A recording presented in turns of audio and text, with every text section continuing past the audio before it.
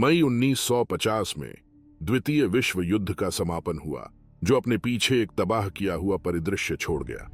Germany, जो संघर्ष का मुख्य कारण था, खंडहरों में तब्दील हो गया और उसकी जनता अराजकता और भूख से घिरी हुई थी। लेकिन लाखों जर्मनों के लिए, विशेष रूप से उन लोगों के लिए जो पूर्वी यूरोप में थे, हार केवल एक नए और क्रूर अध्याय की शुरुआत थी। अपने घरों से निकाले गए, शिकार हुए और निरंतर प्रतिशोध का शिकार बने, उन्हें हिंसा और नुकसान से भरे हुए एक भाग्य का सामना करना पड़ा। जर्मन जातीयता के खिलाफ जातीय संहार कोई स्वाभाविक घटना नहीं थी, बल्कि यह एक व्यवस्थित प्रक्रिया थी जिसने पुरुषों, महिलाओं और बच्चों को समान रूप से प्रभावित किया। कोनिग्सबर्ग में हुए नरसंहार से लेकर पूर्वी प्रशिया और साइलिसिया में विस्थापितों की अंतहीन कतारों तक, उत्तरजीवियों के किस्से असहनीय पीड़ा को उजागर करते हैं। बलात्कार, फांसी और कड़ी सर्दी ने इन समुदायों का पीछा किया जब वे निर्वासन की ओर बढ़ रहे थे। यह हमें यह सवाल उठाने पर मजबूर करता है कि क्या युद्ध का अंत सभी के लिए शांति की शुरुआत था, या यह नए आतंक लेकर आया। युद्ध के बाद यह पीड़ा और विनाश की लहर कितनी मजबूत थी। युद्ध के बाद जर्मनी का क्या हाल हुआ था।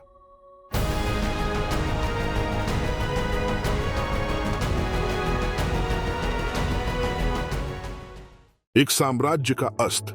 1945 में जर्मनी का खंडहर। मई में जब जर्मनी की बिना शर्त आत्मसमर्पण ने यूरोप में द्वितीय विश्व युद्ध के अंत को चिह्नित किया, तो यह क्षण तत्काल राहत का प्रतीक नहीं था। इसके बजाय इस ऐतिहासिक क्षण ने तृतीय राइच का पूर्ण पतन और जर्मन जनसंख्या के लिए अराजकता और दुख के एक नए दौर की शुरुआत की। पूरे शहर खंडहरों में पड़े थे, बुनियादी ढांचा नष्ट हो चुका था और लाखों नागरिक विस्थापित या युद्ध क्षेत्रों में फंसे हुए थे। वह राष्ट्र जो संघर्ष का प्रेरक बल था, अब अपनी विनाशकारी हार के परिणामों का सामना कर रहा था। नाजी शासन का पतन एक सुव्यवस्थित प्रक्रिया नहीं थी। आत्मसमर्पण से पहले के हफ्तों में डर और अव्यवस्था छाई हुई थी। बर्लिन, जो जर्मनी का राजनीतिक और सैन्य हृदय था, अब पतन का प्रतीक बन गया था। राजधानी में अंतिम युद्ध ने शहर को पूरी तरह से नष्ट कर दिया। इसके भवनों का 80% से अधिक भाग मित्र देशों के हवाई हमलों और लाल सेना और जर्मन बलों के बीच हुए तीव्र सड़क संघर्षों द्वारा मलबे में तब्दील हो चुका था। सोवियत संवाददाताओं द्वारा ली गई तस्वीरें एक काल्पनिक दृश्य प्रस्तुत करती हैं। मलबे से भरी सड़कों, जलते हुए भवनों और खाली नजरों वाले नागरिकों के घूमते हुए। नागरिकों पर प्रभाव विनाशकारी था। युद्ध के अंतिम महीनों में लाखों लोग युद्ध क्षेत्र से भागने की कोशिश कर रहे थे, खासकर पूर्वी प्रशिया, पोमेरेनिया और सिलेसिया में। पूरे परिवार पश्चिम की ओर एक निराशाजनक पलायन पर निकल पड़े, अपने साथ वही थोड़ा सा सामान लेकर जिसे वे ले जा सकते थे। 90 के दशक में सार्वजनिक किए गए सोवियत अभिलेखों में यह दस्तावेज किया गया है कि ये शरणार्थियों के काफिले अक्सर मित्र देशों के विमानों और जमीनी बलों द्वारा हमले का शिकार होते थे, जिससे उनके रास्ते में सैकड़ों लोग मारे जाते थे। इन मार्गों में से एक के एक जीवित बचने वाले ने याद किया, ऐसा लगता था जैसे आकाश और पृथ्वी हमारे खिलाफ हो गए हों। हर कदम जो हम बढ़ाते थे एक जोखिम था। माताएं अपने बच्चों को अपनी बाहों में उठाए चल रही थीं, लेकिन सभी अंत तक नहीं पहुंच पाए। साथ ही जर्मन शहरों में खाद्य संकट और बुनियादी सेवाओं का पतन लाखों लोगों को निराशा के कगार पर ले आया।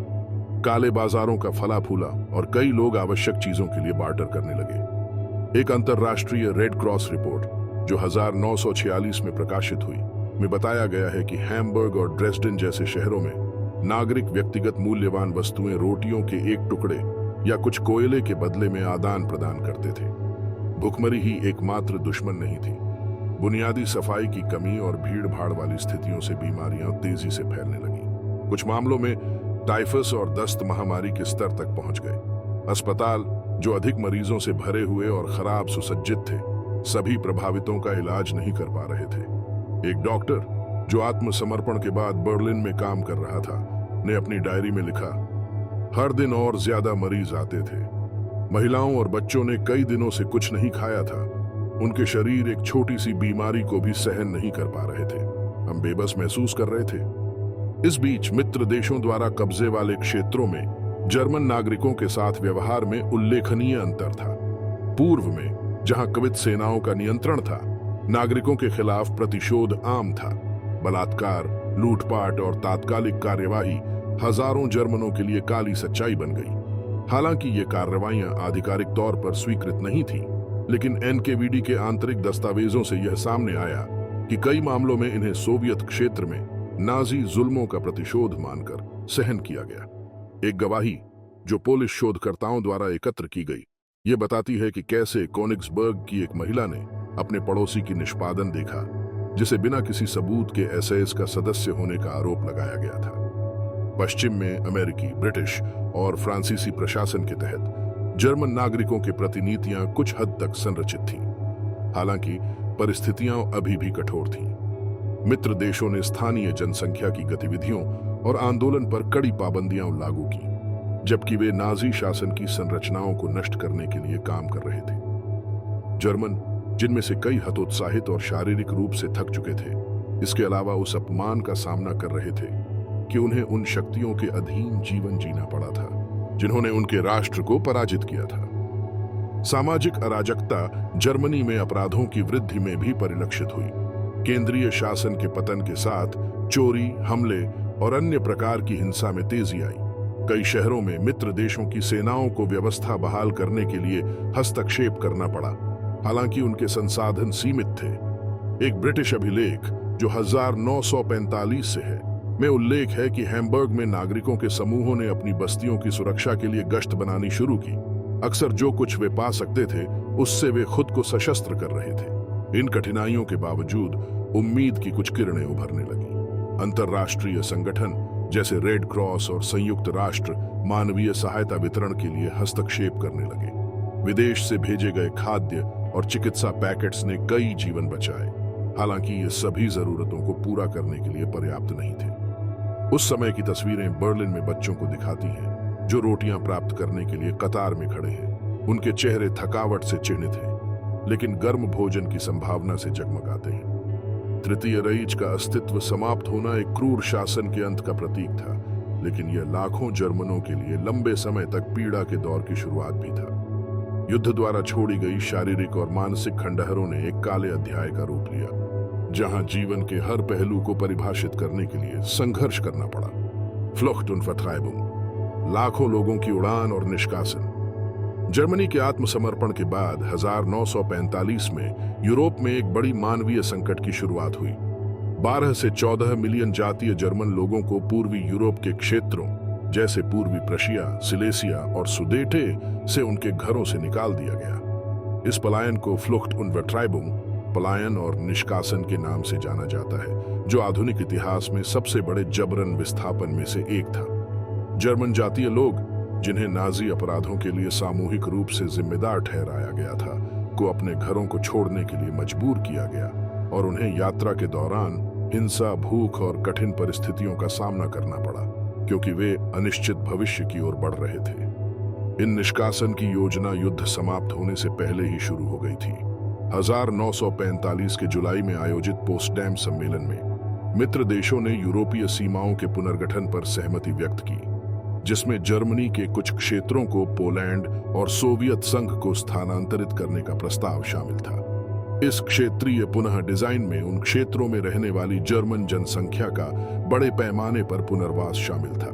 पोस्टडैम में मित्र देशों द्वारा जारी एक आधिकारिक दस्तावेज में इन कार्रवाइयों को यूरोप में भविष्य में शांति सुनिश्चित करने के लिए आवश्यक बताया गया था। हालांकि इसमें यह स्वीकार किया गया था कि निष्कासन को व्यवस्थित और मानवीय तरीके से किया जाना चाहिए था। हालांकि वास्तविकता बहुत अलग थी। लाल सेना द्वारा कब्जे वाले क्षेत्रों में निष्कासन बर्बरता और तेजी से किए गए थे। सोवियत बलों ने स्थानीय मिलिशिया की सहायता से उन गांवों और शहरों में प्रवेश किया जहां जर्मन लोग रहते थे, और परिवारों को उनके सामान पैक करने का न्यूनतम समय दिया गया। फिर उन्हें मजबूरन वहां से निकलने के लिए कहा गया। एक सोवियत दस्तावेज जो 1988 में सार्वजनिक किया गया, में विवरण दिया गया है कि कैसे जर्मनों को मालगाड़ी के डिब्बों में लादा जाता था, जिन्हें मूल रूप से मवेशियों को परिवहन करने के लिए डिजाइन किया गया था, और उन्हें पश्चिमी जर्मनी की ओर भेजा जाता था। इस यात्रा में सप्ताहों का समय लगता था। इन डिब्बों में स्थितियां अमानवीय थीं। कोई हीटिंग नहीं, उचित वेंटिलेशन नहीं, और भोजन या पानी मुश्किल से उपलब्ध था। 1945 और 1946 के सर्दी की अत्यधिक ठंड ने विस्थापित लोगों की कठिनाइयों को और बढ़ा दिया। पूर्वी प्रशिया में हजारों लोग पश्चिम की ओर लंबी पैदल यात्राओं के दौरान जमकर मर गए। युद्ध संवाददाताओं द्वारा ली गई तस्वीरें जो सोवियत सैनिकों ने खींची थीं, में शरणार्थियों की अनगिनत पंक्तियां दिखाती हैं, जिनमें बच्चे और वृद्ध भी शामिल थे, जो बर्फ में चलने के लिए संघर्ष कर रहे थे। जीवित बचे लोगों के बयान दिल दहला देने वाले हैं। ग्रीटाइमर, एक महिला जिसे अपनी फैमिली के साथ सिलेसिया से निष्कासित किया गया, ने याद किया, मेरी माँ मेरे छोटे भाई को अपनी बाहों में लेकर चल रही थी और मैं एक स्लेज खींच रही थी जिसमें हमारी चीजें थीं। कभी कभी हमें आगे बढ़ने के लिए कुछ चीजें पीछे छोड़नी पड़ती थी। ठंड सहन से बाहर थी, लेकिन अगर तुम रुक जाते तो तुम मर जाते। मौसम की स्थिति के अलावा विस्थापितों को अपनी यात्रा के दौरान हिंसा और दुर्व्यवहार का भी सामना करना पड़ा। कई मामलों में शरणार्थियों के ट्रेन और काफिलों पर स्थानीय मिलिशियाओं ने हमला किया, जो नाजियों द्वारा कब्जे के दौरान किए गए अपराधों का बदला लेना चाहते थे। 1992 में पाए गए पोलिश अभिलेखों में बताया गया है कि कैसे कुछ समूह शरणार्थियों से बची हुई चीजों को लूटने के लिए घात लगाकर हमला करते थे। पूर्वी प्रशिया में शरणार्थियों को नाजियों के साथ सहयोग करने के आरोप में स्थानीय मिलिशियाओं द्वारा बिना सुनवाई के निष्पादित करने के मामले दर्ज किए गए थे। महिलाएं और लड़कियां इस अवधि में विशेष रूप से असुरक्षित थीं। सैनिकों और मिलिशियाओं द्वारा किए गए सामूहिक बलात्कारों की रिपोर्टें इस समय के गवाहों की गवाही में एक सामान्य बात थीं। हजारों के दशक में जर्मन इतिहासकारों द्वारा किए गए एक शोध ने खुलासा किया कि इन निष्कासन के दौरान कम से कम 2 मिलियन जर्मन महिलाएं यौन हिंसा की शिकार हुईं। हालांकि इन घटनाओं के बारे में कई दशकों तक चुप्पी साधी रही, लेकिन जो गवाहियां सामने आई हैं वे इस अनुभव के शिकार लोगों पर गहरे मानसिक और शारीरिक प्रभाव को दर्शाती हैं। जो लोग जर्मनी में अपने गंतव्य तक पहुंचने में सफल रहे, उनके लिए स्थितियां महत्वपूर्ण रूप से नहीं सुधरी। पश्चिम में शरणार्थी शिविरों में अत्यधिक भीड़ भाड़ थी और ये शिविर विस्थापितों की भारी संख्या को संभालने के लिए उपयुक्त रूप से सुसज्जित नहीं थे।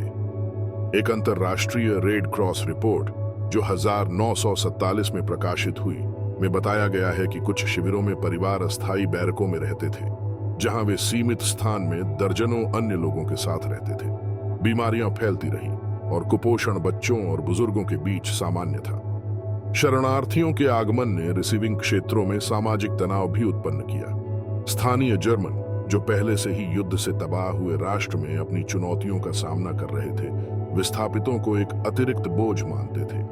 कुछ मामलों में शरणार्थियों के साथ भेदभाव और नकारात्मकता का सामना किया गया। एक बावरियन सरकारी दस्तावेज में उल्लेख किया गया है कि 1946 में एक ग्रामीण गांव के निवासियों ने शरणार्थियों के लिए शिविर स्थापित करने का विरोध करने के लिए विरोध प्रदर्शन आयोजित किए थे।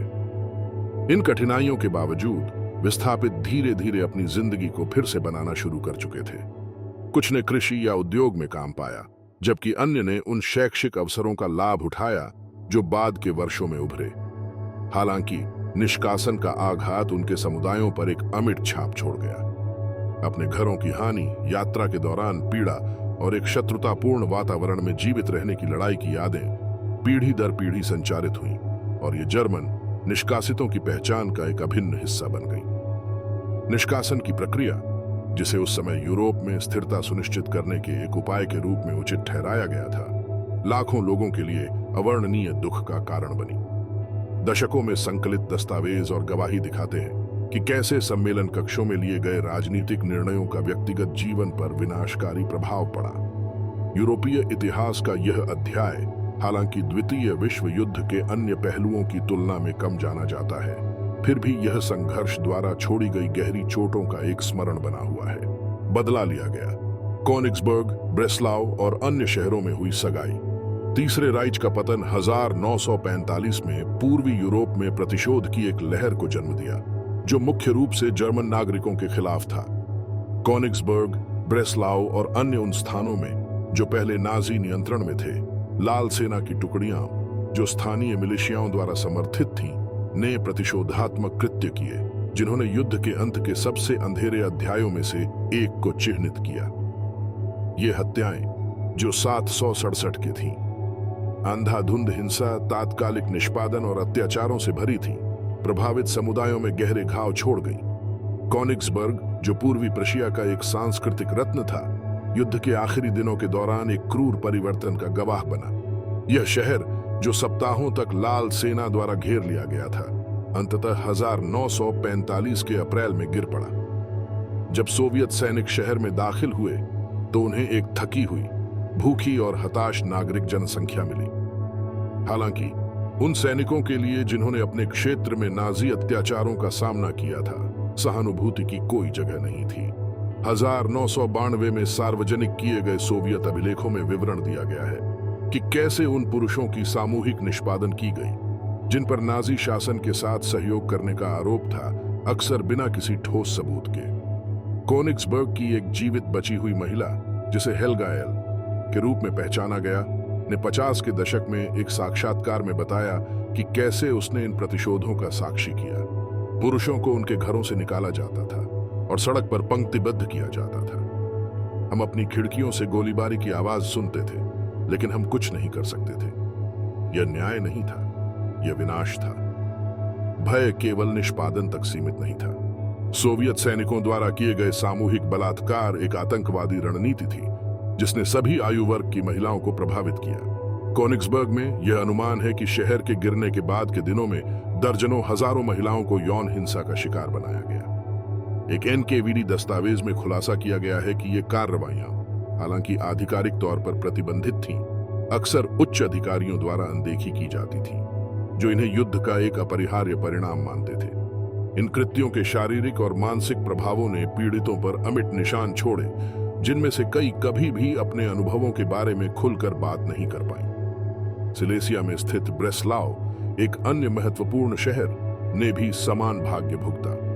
कई महीनों तक यह शहर तीव्र संघर्षों का केंद्र रहा, जबकि जर्मन बल सोवियत आक्रमण का प्रतिरोध करने की कोशिश कर रहे थे। जब यह अंततः 1945 के मई में गिरा, तो नागरिकों के खिलाफ प्रतिशोध तुरंत शुरू हो गया। 7वें दशक में पाए गए पोलिश अभिलेखों में दस्तावेजित किया गया है कि सोवियत सैनिकों ने शहर में व्यवस्थित रूप से लूटपाट की, संपत्तियों को नष्ट किया और नाजी पार्टी के सदस्य होने के शक में नागरिकों को निष्पादित किया। एक सबसे चौंकाने वाली गवाही में एक परिवार, जिसे एक चर्च में शरण मिली थी, को बाहर खींच लिया गया और सार्वजनिक रूप से गोली मार दी गई। एक पोलिश गवाह जिसने इस घटना को देखा ने बाद में सालों बाद बताया, सैनिकों में एक अप्रतिबंधित गुस्सा था। वे दोषियों और निर्दोषों के बीच भेद नहीं करते थे। उनके लिए सभी जर्मन जिम्मेदार थे। दोनों मामलों में, कोनिग्सबर्ग और ब्रेस्लाव में, प्रतिशोध केवल सोवियत सैनिकों तक सीमित नहीं था। स्थानीय मिलिशियाएं, जो कई मामलों में उन नागरिकों से बनाई गई थी जिन्होंने नाजी कब्जे के दौरान कष्ट झेला था, हिंसा के कृत्यों में शामिल हो गई। ये मिलिशियाएं, जो चाकू, वे बंदूकों और काम चलाऊ उपकरणों से लैस थे, सार्वजनिक रूप से फांसी देने और लूटपाट करने लगी, जिससे अराजकता और बढ़ गई। कोनिग्सबर्ग में एक अभिलेख जो 1995 में खोजा गया, में यह वर्णित किया गया है कि एक मिलिशिया समूह ने एक जर्मन व्यापारी को जिंदा जला दिया, जिस पर नाजी शासन के दौरान अपने पड़ोसियों की रिपोर्ट करने का आरोप था। अन्य स्थानों, जैसे कि नेमर्सडॉर्फ, पूर्वी प्रशिया में, हत्याओं का पैमाना और भी बढ़ गया। नेमर्सडॉर्फ उन पहले जर्मन गांवों में से एक था जिसे लाल सेना ने 1944 के अक्टूबर में कब्जा किया था, और वहां की गई क्रूरताएं उस आतंक का प्रतीक बन गईं जो आने वाला था। गवाहों की गवाही और जर्मन सैनिकों द्वारा ली गई तस्वीरें दिखाती हैं कि दर्जनों नागरिकों, जिनमें बच्चे और वृद्ध भी शामिल थे, को बिना किसी न्यायिक प्रक्रिया के गोली मार दी गई। हालांकि इन हत्याओं की सटीक परिस्थितियां अब भी ऐतिहासिक बहस का विषय हैं। साक्ष्य यह बताते हैं कि हिंसा के कृत्य व्यापक और जानबूझकर किए गए थे। इन हत्याओं का मानसिक प्रभाव जीवित बचे लोगों पर विनाशकारी था। उनमें से कई, जो असहनीय आघात का सामना कर रहे थे, चुप रहने का विकल्प चुने, जबकि अन्य ने उजाड़े गए वातावरण में अपनी जिंदगी को फिर से बनाने की कोशिश की। 1948 के एक मानसिक रिपोर्ट में यह विस्तार से बताया गया है कि कोनिग्सबर्ग में सामूहिक बलात्कार का शिकार हुई महिलाओं में अवसाद और चिंता विकारों के उच्च स्तर विकसित हुए, जबकि जिन बच्चों ने निष्पादन देखा, उनमें गंभीर पोस्ट ट्रॉमेटिक स्ट्रेस डिसऑर्डर के लक्षण दिखे। इन घटनाओं के पैमाने के बावजूद आधिकारिक दस्तावेज सीमित थे। मित्र देशों की शक्तियां, जो युद्धोत्तर स्थिरता बनाए रखने के लिए चिंतित थीं, हत्याओं और अत्याचारों के बारे में खबरों को कम करके दिखा रही थी। हालांकि बाद के वर्षों में जीवित बचे लोगों की गवाहियां और सार्वजनिक किए गए अभिलेखों ने प्रतिशोधों के पैमाने को उजागर करना शुरू किया। 1988 में पाए गए एक जर्मन दस्तावेज में उन नागरिकों के 10,000 से अधिक नामों की सूची थी जो पूर्वी प्रशिया में प्रतिशोधों के दौरान लापता हो गए थे, जिनमें से कई कभी नहीं पाए गए। इन हत्याओं की विरासत यह याद दिलाती है कि युद्ध का अंत सभी के लिए शांति नहीं लाया। कोनिग्सबर्ग, ब्रेस्लाव और पूर्वी क्षेत्रों के अन्य शहरों में जर्मन नागरिकों के लिए हार का मतलब एक नए दुख का दौर था जो पीढ़ी दर पीढ़ी जारी रहा। सामूहिक दंड, जर्मन जिम्मेदारी का सिद्धांत। द्वितीय विश्व युद्ध के बाद जर्मनों पर लागू किया गया सामूहिक दंड का सिद्धांत इस विचार पर आधारित था कि पूरी जनसंख्या कुछ हद तक नाजी शासन द्वारा किए गए अत्याचारों के लिए जिम्मेदार थी। यह दृष्टिकोण न केवल मित्र देशों द्वारा बढ़ावा दिया गया था, बल्कि उन देशों द्वारा भी व्यापक रूप से स्वीकार किया गया था जो जर्मन कब्जे के तहत पीड़ित हुए थे। सामूहिक निष्कासन से लेकर मजदूरी के काम और प्रतिशोध तक इस सिद्धांत ने युद्धोत्तर नीतियों को आकार दिया और एक ऐसे दुख का विरासत छोड़ा जिसने लाखों लोगों को प्रभावित किया। 1945 के जुलाई में पोस्टडैम सम्मेलन के दौरान किए गए समझौतों में मित्र देशों ने जर्मनी के पतन को संभालने के तरीकों पर चर्चा की। क्षेत्रीय विभाजन और निष्क्रियता के अलावा उन्होंने जर्मन जिम्मेदारी के मुद्दे को भी संबोधित किया। सम्मेलन के बाद जारी एक आधिकारिक दस्तावेज में यह स्थापित किया गया था कि जर्मन को युद्ध अपराधों और नाजी कब्जे के दौरान किए गए अत्याचारों के लिए जिम्मेदार ठहराया जाना चाहिए।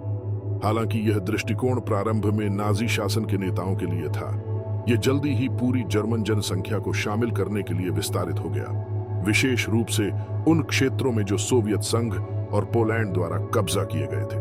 पूर्वी क्षेत्रों में सामूहिक जिम्मेदारी का सिद्धांत विशेष रूप से कठोर तरीके से लागू किया गया। पूर्वी प्रशिया, सिलेसिया और सुदेटे से जर्मन जातियों का सामूहिक निष्कासन न केवल सुरक्षा उपाय के रूप में देखा गया, बल्कि तीसरे राइच के अपराधों के लिए दंड के रूप में भी किया गया। 1981 में सार्वजनिक किए गए पोलिश अभिलेखों से पता चलता है कि स्थानीय अधिकारियों ने इन निष्कासन को इस तरह से साफ करने के रूप में न्यायोचित ठहराया कि वे अपने क्षेत्रों को किसी भी जर्मन प्रभाव से मुक्त करें और यह सुनिश्चित करें कि उन्हें कभी भी आक्रामकता के लिए मंच के रूप में उपयोग न किया जाए। कई मामलों में इस तर्क ने जर्मन नागरिकों के खिलाफ अंधाधुंध हिंसा के कृत्यों में रूप लिया। 1945 के सितंबर में एनकेवीडी द्वारा तैयार की गई एक रिपोर्ट में बताया गया है कि सोवियत सैनिकों ने सिलेसिया में गांवों पर कब्जा करते समय सामूहिक गिरफ्तारी और निर्वासन किए, जो केवल निवासियों की राष्ट्रीयता पर आधारित थे। पुरुषों को मजबूरी के कामों में भेजा गया, जबकि महिलाओं और बच्चों को बिना किसी पूर्व सूचना के उनके घरों से निकाल दिया गया। ये विस्थापन, जो मौसम की स्थितियों या निर्वासितों की स्वास्थ्य स्थिति को ध्यान में रखते हुए किए गए थे, लाखों मौतों का कारण बने, जिनकी वजह भूख, सर्दी और बीमारियां थीं। सामूहिक जिम्मेदारी का सिद्धांत युद्ध के बाद लाखों जर्मनों को किए गए मजबूरी के कामों को न्याय संगत ठहराने के लिए भी इस्तेमाल किया गया। सोवियत संघ में दर्जनों हजारों जर्मन नागरिकों को गुलागों और दूर दराज के कार्य शिविरों में भेजा गया। ये लोग, जिनमें से कई का नाजी शासन से कोई सीधा संबंध नहीं था, उन्हें बर्बर परिस्थितियों में थकाऊ काम करने के लिए मजबूर किया गया। 1994 में सार्वजनिक किए गए एक सोवियत दस्तावेज में बताया गया है कि कैसे कोनिग्सबर्ग से पुरुषों और महिलाओं के पूरे समूहों को सिबेरिया भेजा गया था ताकि वे सड़क निर्माण और कोयला खदानों में काम कर सकें। इन शिविरों में मृत्यु दर बहुत चिंताजनक थी। कुछ रिपोर्टों में यह बताया गया है कि पहले 2 वर्षों में 30% से अधिक कैदी मारे गए थे। इस नीति का प्रभाव विशेष रूप से उन जर्मन जातीय समुदायों में स्पष्ट था जो राइच की सीमाओं के बाहर रहते थे। उदाहरण के लिए सुदेटे में युद्ध के बाद 2 मिलियन से अधिक जर्मनों को उनके घरों से निकाल दिया गया। चेकोस्लोवाक अधिकारियों ने, जो पोस्टडैम समझौतों द्वारा समर्थित थे, इन निष्कासन को व्यवस्थित रूप से लागू किया। कुछ मामलों में निवासियों को केवल कुछ घंटों का नोटिस दिया गया और उन्हें अपनी सारी संपत्ति छोड़ने के लिए मजबूर किया गया। 50 के दशक में एक गवाही में बताया गया है कि कैसे एक सुदेत परिवार को निष्पादन के खतरे के तहत अपने घर छोड़ने के लिए मजबूर किया गया। हमें पैक करने के लिए 1 घंटा दिया गया। सैनिकों ने हमें गांव के किनारे ले जाकर कहा कि हम कभी वापस ना आए। हमने सब कुछ छोड़ दिया, यहां तक कि अपने दादी दादी की तस्वीरें भी। ऐसा लगता था जैसे हम कभी थे ही नहीं। पोलैंड में सामूहिक जिम्मेदारी की कथा का इस्तेमाल जर्मन संपत्तियों की जब्ती को उचित ठहराने के लिए किया गया। 1945 में जारी एक सरकारी आदेश ने उन सभी लोगों की जमीन और संपत्ति को जब्त करने की अनुमति दी जिन्हें जर्मन के रूप में पहचाना गया था, भले ही उनका नाजी शासन से कोई संबंध न हो। ये संपत्तियां उन पोलिश नागरिकों के बीच पुनर्वितरित की गईं, जिन्हें युद्ध के कारण विस्थापित किया गया था, जिससे स्थानीय समुदायों और शेष जर्मन के बीच तनाव पैदा हुआ। जर्मन युद्धबंदियों के साथ व्यवहार भी सामूहिक दंड के सिद्धांत को दर्शाता था। हालांकि अंतर्राष्ट्रीय सम्मेलनों के तहत बंदियों को कुछ अधिकार प्राप्त थे, कई मामलों में इन नियमों की अनदेखी की गई। सोवियत शिविरों में बंदियों को क्रूर पूछताछ और मजबूरी के कामों का सामना करना पड़ता था और जीवित रहने के लिए संसाधन बहुत कम थे। एनकेडीवाईडी की एक रिपोर्ट में यह उल्लेख किया गया है कि कुछ शिविरों में बंदियों को उदाहरण के रूप में इस्तेमाल किया जाता था और मामूली अपराधों के लिए उन्हें शारीरिक दंड का सामना करना पड़ता था। इन नीतियों के पीछे की वैचारिक वैधता नाजी अत्याचारों से हुए आघात में गहरी जड़ें जमाई हुई थी। वे राष्ट्र जिन्होंने जर्मन कब्जे के दौरान पीड़ा झेली थी, इन प्रतिशोधों को ऐतिहासिक न्याय का एक रूप मानते थे। हालांकि उन जर्मन नागरिकों के लिए जिन्होंने इन नीतियों का शिकार बने, प्रभाव विनाशकारी था। 1946 में रेड क्रॉस की एक रिपोर्ट में विस्तार से बताया गया है कि शरणार्थी शिविरों में विस्थापित जर्मनों को अत्यधिक कठिन परिस्थितियों का सामना करना पड़ा, जहां कुपोषण और बीमारियों की दर बहुत अधिक थी। इन कठिनाइयों के बावजूद कई देशों में आधिकारिक कथा इन कार्रवाइयों को युद्धोत्तर स्थिरता सुनिश्चित करने के लिए आवश्यक मानते हुए उचित ठहराती थी। मित्र देशों के नेताओं ने, जो अंतर्राष्ट्रीय आलोचनाओं से अवगत थे, अक्सर अत्याचारों की कथाओं को कम कर दिया और पुनर्निर्माण की उपलब्धियों पर ध्यान केंद्रित किया। हालांकि सार्वजनिक किए गए अभिलेखों और पीड़ितों की गवाहियों ने इस नीति के वास्तविक पैमाने को उजागर करना शुरू किया, जो आधिकारिक कथाओं को चुनौती दे रहा था। सामूहिक दंड का सिद्धांत एक जटिल विरासत छोड़ गया। हालांकि इसे तीसरे राइच के अपराधों के बदले एक प्रकार की प्रतिशोध के रूप में देखा गया, लेकिन इसने उन लाखों लोगों के लिए विशाल कष्ट भी उत्पन्न किया, जिनका उन घटनाओं से कोई सीधा संबंध नहीं था, जिन्होंने युद्ध का कारण बने। उन जर्मनों के लिए जो इस समय से बच गए, शारीरिक और मानसिक घाव गहरे थे और इन अनुभवों की कहानियां पीढ़ी दर पीढ़ी संचारित की गईं, यह सुनिश्चित करते हुए कि ये घटनाएं कभी न भूली। गुलाग की परछाइयां, जबरन श्रम शिविरों में जर्मन। 1945 में जर्मनी के आत्मसमर्पण के साथ सोवियत संघ को एक युद्ध से तबाह देश को पुनर्निर्माण करने का कार्य सौंपा गया। इसके लिए उन्होंने एक श्रमिक स्रोत का सहारा लिया, जिसे वे एक संसाधन के साथ साथ दंड के रूप में भी देखते थे।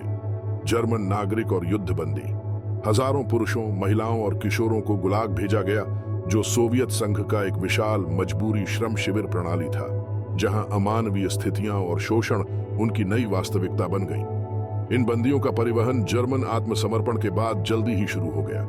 1981 में सार्वजनिक किए गए एनकेडीवाईडी के दस्तावेजों से पता चलता है कि हजारों नागरिकों को लाल सेना द्वारा कब्जे वाले क्षेत्रों में गिरफ्तार किया गया और संभावित सहयोगी या पुनः आवंटित श्रमिक के रूप में चिन्हित किया गया। इनमें से कई व्यक्तियों का नाजी शासन से कोई संबंध नहीं था, लेकिन उनकी राष्ट्रीयता और श्रमिक शक्ति के रूप में उपयोगिता ने उन्हें लक्ष्य बना दिया। कोनिग्सबर्ग, सिलेसिया और पूर्वी प्रशिया से उन्हें मालगाड़ी के डिब्बों में चुपके से सिबेरिया, काकेशस और मध्य एशिया के दूरदराज के क्षेत्रों में भेजा गया। यात्रा कई हफ्तों तक चल सकती थी और डिब्बों में न तो वेंटिलेशन था, न ही हीटिंग और न ही बुनियादी संसाधन थे। कोनिग्सबर्ग में पकड़े गए एक जर्मन बंदी की गवाही में इस प्रकार के एक परिवहन की स्थितियों का वर्णन किया गया है।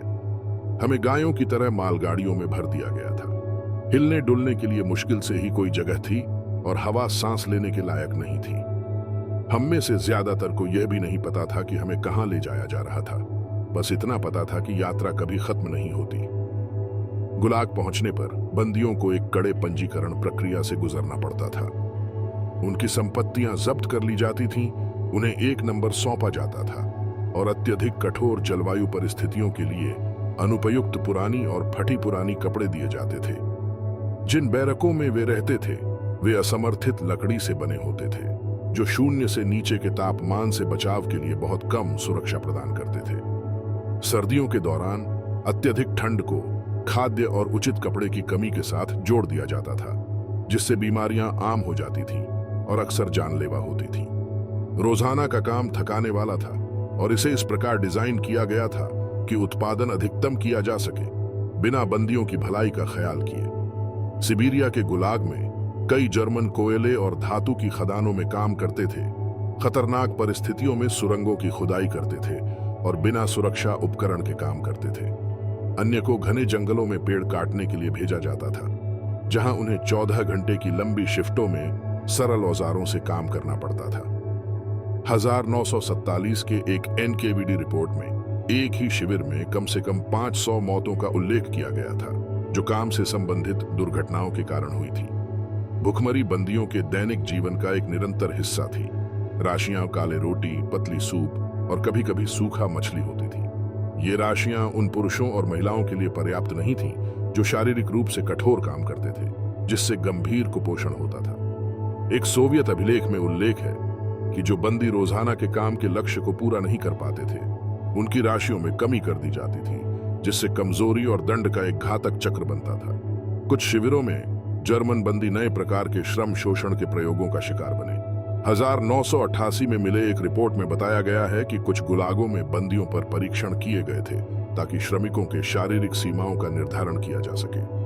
इन प्रथाओं में श्रम के लक्ष्यों को धीरे धीरे बढ़ाना और राशियों को एक साथ घटाना शामिल था, जिससे मृत्यु दर उच्च हो गई थी। सख्त परिस्थितियों के बावजूद कुछ बंदियों ने सूझबूझ और एकजुटता के माध्यम से जीवित रहने में सफलता प्राप्त की। शिविरों के भीतर गुप्त नेटवर्क बनाए गए थे, जहां बंदी भोजन, बचाव के सुझाव और यहां तक कि दवाइयां साझा करते थे। कजाकिस्तान के एक गुलाग में जर्मन बंदियों के एक समूह ने आंतरिक आदान प्रदान प्रणाली स्थापित की, जिसमें छोटे व्यक्तिगत सामानों को मुद्रा के रूप में उपयोग किया जाता था ताकि अतिरिक्त भोजन या गर्म कपड़े प्राप्त किए जा सके। गुलागों में निगरानी कड़ी थी और पलायन के प्रयासों को कड़ी सजा दी जाती थी। सिबेरिया के एक शिविर में एक रिपोर्ट में यह वर्णित किया गया है कि 1946 में जर्मन बंदियों के 6 लोगों के समूह ने सर्दियों के दौरान जंगल के रास्ते भागने की कोशिश की। वे शिविर से कुछ किलोमीटर दूर पकड़े गए और बाकी बंदियों के लिए चेतावनी के रूप में सार्वजनिक रूप से गोली मार दी गई। इस घटना के एक गवाह ने बताया, उन्हें हमारे सामने खड़ा किया गया और बिना किसी चेतावनी के गोली मार दी गई। वे चाहते थे कि हम समझें कि कोई भागने का रास्ता नहीं था। मजबूरी के कामों के अलावा बंदियों को नियमित पूछताछ का सामना करना पड़ता था।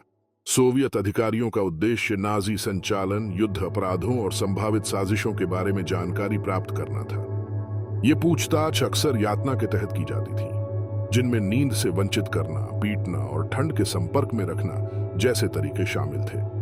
जर्मन इतिहासकारों द्वारा संकलित एक गवाही में एक बंदी ने बताया कि उसे घंटों तक बर्फ पर नंगे पैर खड़े रहने के लिए मजबूर किया गया था, जबकि उससे पूछताछ की जा रही थी।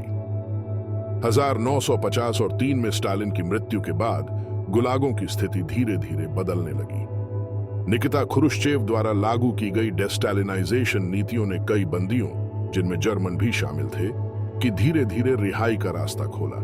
हालांकि तब तक हजारों लोग मर चुके थे और जो जीवित बचे थे वे शारीरिक और मानसिक रूप से अपनी इस अनुभव से प्रभावित होकर घर लौटे थे। गुलागों में जर्मन बंदियों के अभिलेख और गवाहियां यह बताते हैं कि कैसे सोवियत नीतियों ने मजबूरी श्रम को दंड और पुनर्निर्माण के एक उपकरण के रूप में इस्तेमाल किया। जिन्होंने इस अनुभव को जिया, उनके लिए शिविरों में बिताए गए सालों की यादें युद्धोत्तर क्रूरता का प्रतीक बन गईं और एक ऐसे संसार की नैतिक जटिलताओं को याद दिलाती हैं जो इतिहास के सबसे विनाशकारी संघर्ष के बाद न्याय की खोज में था। खोए हुए क्षेत्र, पूर्वी यूरोप का परिवर्तन। द्वितीय विश्व युद्ध के अंत ने पूर्वी यूरोप के मानचित्र में एक गहरी और व्यापक परिवर्तन की शुरुआत की। जर्मन जातियों का सामूहिक निष्कासन, जनसंख्या का मजबूरी से पुनर्वास और क्षेत्रीय पुनर्गठन ने सीमाओं को फिर से आकार दिया और उन क्षेत्रों में कई सदियों से मौजूद जर्मन सांस्कृतिक और मानवीय धरोहर को समाप्त कर दिया। यह प्रक्रिया जिसे भविष्य में शांति सुनिश्चित करने के एक उपाय के रूप में बढ़ावा दिया गया, ने एक अत्यधिक मानवीय और सांस्कृतिक कीमत चुकाई। 1945 में पोस्टडैम सम्मेलन के दौरान किए गए समझौतों में मित्र देशों ने जर्मनी के विशाल क्षेत्रों को पोलैंड और सोवियत संघ को सौंपने का निर्णय लिया। पूर्वी प्रशिया, पोमेरेनिया और सिलेसिया इन दो देशों के बीच विभाजित कर दिए गए, जबकि सुदेटे को चेकोस्लोवाकिया का हिस्सा बना दिया गया। इस नई क्षेत्रीय वितरण को सुदृढ़ करने के लिए इन क्षेत्रों में रहने वाली जर्मन जनसंख्या को व्यवस्थित रूप से निष्कासित किया गया। पोलिश सरकार द्वारा 1946 में जारी एक रिपोर्ट ने इन कार्रवाइयों को इस रूप में उचित ठहराया कि यह सुनिश्चित किया जा सके कि जर्मन खतरा भविष्य में फिर से उत्पन्न न हो।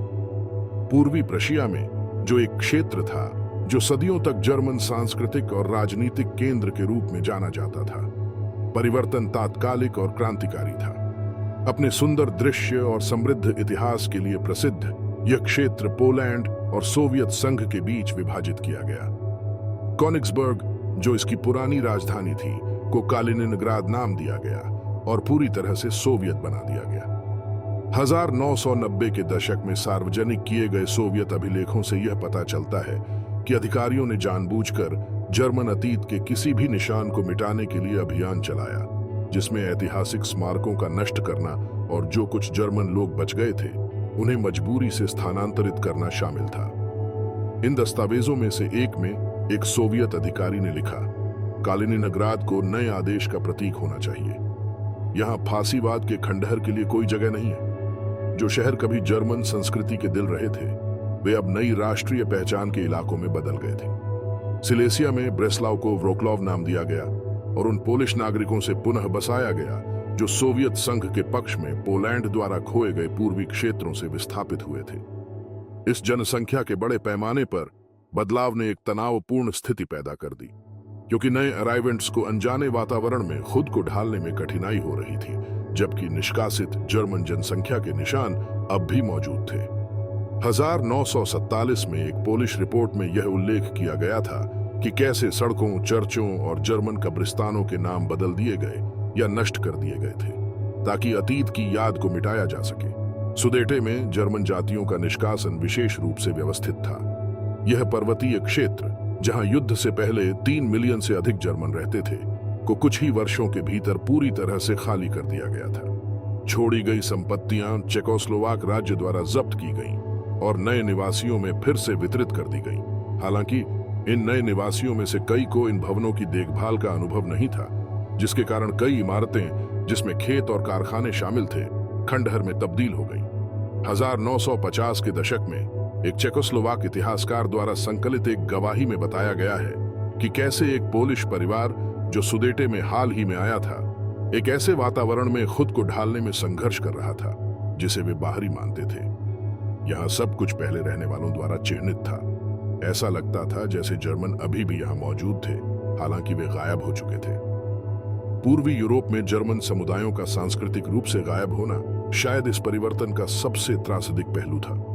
सदियों तक इन समुदायों ने वास्तुकला, संगीत, साहित्य और स्थानीय परंपराओं में महत्वपूर्ण योगदान दिया था। उनके निष्कासन के साथ एक ऐसा विरासत खो गया जो यूरोपीय इतिहास का एक अभिन्न हिस्सा था। उदाहरण के लिए, कोनिग्सबर्ग में कैथेड्रल, जो युद्धों और राजनीतिक परिवर्तनों के सदियों तक जीवित रहा था, बमबारी के दौरान बुरी तरह से क्षतिग्रस्त हो गया था और दशकों तक छोड़ दिया गया था, जब तक कि अंततः इसे 1980 के दशक में बहाल नहीं किया गया, न कि एक जर्मन प्रतीक के रूप में, बल्कि एक सोवियत स्मारक के रूप में। सांस्कृतिक और क्षेत्रीय परिवर्तनों के अलावा इन परिवर्तनों का मानवीय प्रभाव भी विशाल था।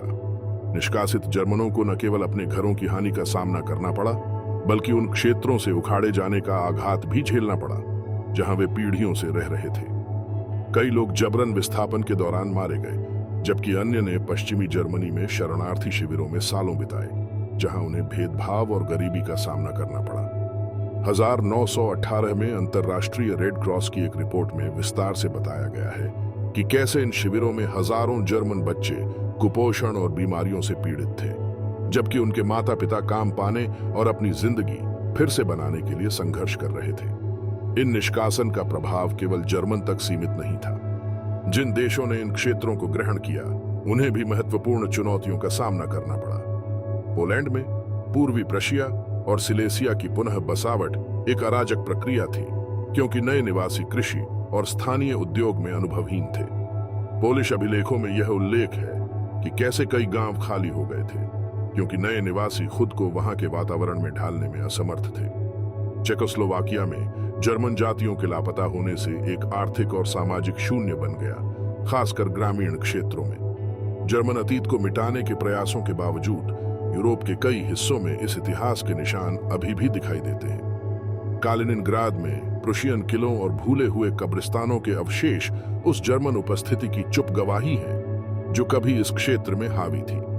व्रोक्लॉव में गौथिक शैली की चर्चें और इमारतें इसके ब्रेस्लाव के रूप में अतीत की यादें बनकर खड़ी हैं। यहां तक कि सुदेटे में जर्मन समुदायों के खाली हुए गांवों के खंडहर उस समुदाय की कहानी बताते हैं जो चंद सालों में विलीन हो गया। द्वितीय विश्व युद्ध के बाद पूर्वी यूरोप का परिवर्तन एक जटिल प्रक्रिया थी, जिसने प्रभावित लोगों और स्थानों पर एक स्थायी प्रभाव छोड़ा। स्मृति और मौन, जर्मन पीड़ितों का छुपा हुआ इतिहास।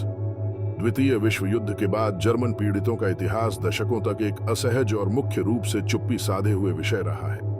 जबकि नाजी शासन के अपराधों ने वैश्विक सामूहिक स्मृति में केंद्रीय स्थान प्राप्त किया, लाखों जर्मनों के अनुभव जिन्होंने विस्थापन, प्रतिशोध और अत्याचारों का सामना किया, उन्हें भुला दिया गया। प्रमुख कथा, जो नाजीवाद से प्रभावित लोगों के प्रति न्याय पर केंद्रित थी, ने उन लोगों के दुखों को पहचानने के लिए बहुत कम स्थान छोड़ा, जो जर्मन होने के बावजूद नाजी शासन के अपराधों में सीधे तौर पर शामिल नहीं थे। युद्ध के बाद विस्थापितों और प्रतिशोध के शिकार बचे लोगों की गवाहियों को उदासीनता या नकारात्मकता के साथ लिया गया। पश्चिमी जर्मनी में ध्यान पुनर्निर्माण पर था और नाजी अतीत से दूरी बनाने पर, जबकि पूर्वी जर्मनी में सोवियत प्रभाव के तहत आधिकारिक कथाएं जर्मन पीड़ितों के दुखों को कम करके नाजी अपराधों के खिलाफ अन्य देशों के अत्याचारों को प्रमुखता से प्रस्तुत करती थी। हजारों के दशक में सार्वजनिक किए गए अभिलेखों से पता चलता है कि जर्मन लोकतांत्रिक गणराज्य जीडीआर की सरकार जर्मन पीड़ितों की पहचान को एक खतरे के रूप में देखती थी, क्योंकि यह सोवियत सेना की कार्रवाई को न्याय संगत ठहराने वाली समाजवादी कथा को चुनौती दे सकता था। यह चुप्पी केवल राजनीतिक नहीं बल्कि सामाजिक भी थी। कई मामलों में बचे हुए लोग अपनी अनुभवों के बारे में बात करने का विकल्प नहीं चुनते थे। उन महिलाओं के लिए जिन्होंने यौन हिंसा का सामना किया, कलंक असहनीय था। हजारों के दशक में किए गए एक अध्ययन में यह दस्तावेज किया गया है कि कैसे कई बचे लोग कभी अपनी कहानियां साझा नहीं कर पाए, यहां तक कि अपने परिवारों के साथ भी, क्योंकि उन्हें अस्वीकृति का डर था। एक महिला, जिसे मार्टा जी के रूप में पहचाना गया, ने अपने जीवन के अंतिम वर्षों में कहा, मैंने चुप रहना पसंद किया। मैं नहीं चाहती थी कि मेरे बच्चे मुझे दया की नजरों से देखें या इस बात पर शर्मिंदा हो कि मेरे साथ क्या किया गया। जर्मन एकता के बाद के वर्षों में पहचान की एक धीमी प्रक्रिया शुरू हुई। डॉक्यूमेंट्री, किताबें और प्रदर्शनियां पहली बार सार्वजनिक रूप से जर्मन विस्थापितों और प्रतिशोध के शिकारों के दुखों पर चर्चा करने लगी। हालांकि इस पहचान को कुछ वर्गों द्वारा आलोचना का सामना करना पड़ा, जो तर्क करते थे कि इन पीड़ितों पर ध्यान केंद्रित करने से नाजी अपराधों की गंभीरता कम हो सकती है। पोलैंड में हाल ही में सार्वजनिक किए गए अभिलेखों से यह पता चलता है कि 2000 के दशक में भी सिलेसिया और पूर्वी प्रशिया में सामूहिक विस्थापन पर अनुसंधान की अनुमति देने में प्रतिरोध था। इन बाधाओं के बावजूद जर्मन पीड़ितों की याददाश्त को मजबूत करना शुरू हो गया। विस्थापितों और बचे हुए लोगों की संगठनाओं ने स्मारक बनाने और शैक्षिक अनुसंधान को बढ़ावा देने में सफलता प्राप्त की, जो उनकी समुदाय के अनुभवों को दस्तावेजित करते थे। कोनिग्सबर्ग, जो अब कालिनिनग्राद है, में एक छोटा सा स्मारक उन जर्मन निवासियों की याद में है जो निकासी और प्रतिशोध के दौरान मारे गए थे। सुदेटे में लुप्त हो चुके समुदाय की स्मृति को संरक्षित करते हुए परित्यक्त चर्चों और कब्रिस्तानों के खंडहरों को ऐतिहासिक स्थलों के रूप में बहाल किया गया है। इन पीड़ितों का इतिहास एक विवादास्पद विषय बना हुआ है, लेकिन उनकी पहचान संघर्ष के बाद के घटनाओं की जटिलता को समझने के लिए आवश्यक है। सरलीकृत कथाओं से परे ये गवाहियां यह दिखाती हैं कि युद्ध और उसके परिणामों ने सभी को प्रभावित किया, चाहे उनकी राष्ट्रीयता या राजनीतिक संबद्धता कुछ भी हो। द्वितीय विश्व युद्ध के बाद जर्मनों के खिलाफ जनसंहार और प्रतिशोध यूरोपीय इतिहास का एक अंधकारमय और कम ज्ञात अध्याय प्रस्तुत करते हैं। लाखों नागरिकों, जिनका तीसरे राइच से एकमात्र संबंध उनकी राष्ट्रीयता था, ने विस्थापन, अत्याचार और अपने घरों की पूरी तरह से हानि का सामना किया। ये घटनाएं, जो उस समय सुरक्षा उपायों और ऐतिहासिक सुधार के रूप में सही ठहराई गई थीं, ने एक ऐसा दुखपूर्ण धरोहर छोड़ा जिसने पूरी पीढ़ियों को प्रभावित किया। इन पीड़ितों की पहचान एक धीमी प्रक्रिया रही है, जिसे राजनीतिक और सामाजिक कथाओं द्वारा अवरुद्ध किया गया, जिन्होंने अन्य एजेंडा को प्राथमिकता दी। हालांकि उनकी याददाश्त युद्ध के मानव प्रभाव की विशालता को समझने के लिए आवश्यक है। मजबूरी से किए गए विस्थापन, हत्याएं और प्रतिशोध ने न केवल यूरोप की सीमाओं को फिर से परिभाषित किया, बल्कि पूरे क्षेत्रों की सांस्कृतिक और सामाजिक संरचना को हमेशा के लिए बदल दिया। यह कहानी हमें यह याद दिलाती है कि न्याय के समय भी प्रतिशोध की ओर बढ़ने का खतरा मौजूद रहता है। इन घटनाओं पर विचार करना नाजी शासन के कृत्य को सही ठहराने के लिए नहीं है, बल्कि यह सुनिश्चित करने के लिए है कि अतीत के पाठ हमें एक ऐसे भविष्य की ओर मार्गदर्शन करें जहां मानव पीड़ा को कभी भी नजरअंदाज या दोहराया न जाए।